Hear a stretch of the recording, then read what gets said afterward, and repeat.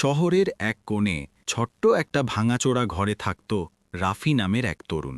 বাবা মারা গেছেন বহু বছর আগে, মা অসুস্থ, সংসারের সব দায়িত্ব তার কাঁধে। সারা দিন ছোট্ট একটা দোকানে কাজ করত, কিন্তু তবুও অভাব যেন পিছু ছাড়ত না।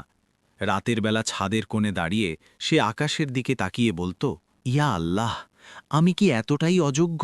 আমার দোয়া কি আপনার কাছে পৌঁছায় না?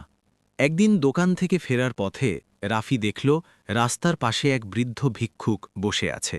শীতের রাত, গায়ে পাতলা কাপড়। বৃদ্ধ কাঁপতে কাঁপতে বললেন, বাবা, কিছু খাবার হবে? রাফির পকেটে ছিল মাত্র ৫০ টাকা, যেটা দিয়ে সে মায়ের জন্য ওষুধ কিনবে। কিছুক্ষণ দ্বিধায় দাঁড়িয়ে থাকল, তারপর নিজের ভেতর থেকে একটা কণ্ঠ শুনল, আল্লাহর উপর ভরসা করো। সে টাকাটা বৃদ্ধের হাতে দিয়ে দিল।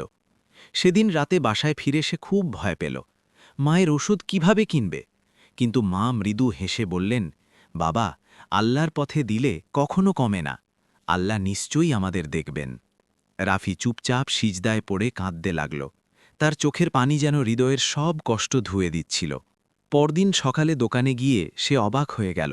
দোকানের মালিক তাকে ডাকলেন, বললেন, রাফি, অনেক দিন ধরে তোমার সততা দেখছি। আমি নতুন একটা শাখা খুলছি, তুমি সেখানে ম্যানেজার হিসাবে কাজ করবে। রাফির চোখ ভিজে গেল। যে ছেলেটা গতকাল ৫০ টাকা নিয়ে দুশ্চিন্তায় ছিল, আজ তার হাতে তুলে দেওয়া হলো বড় দায়িত্ব আর সম্মান। কয়েকদিন পর রাফি আবার সেই রাস্তা দিয়ে যাচ্ছিল। বৃদ্ধ ভিক্ষুককে আর দেখতে পেল না।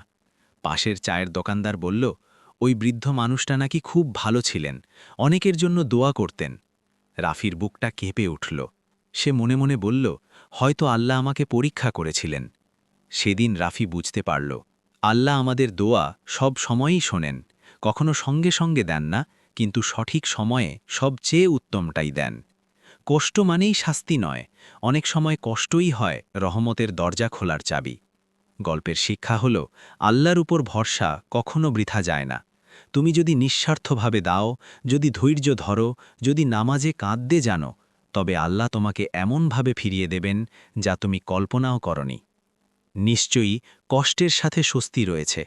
সূরা আশ-শারাহ থেকে বর্ণিত।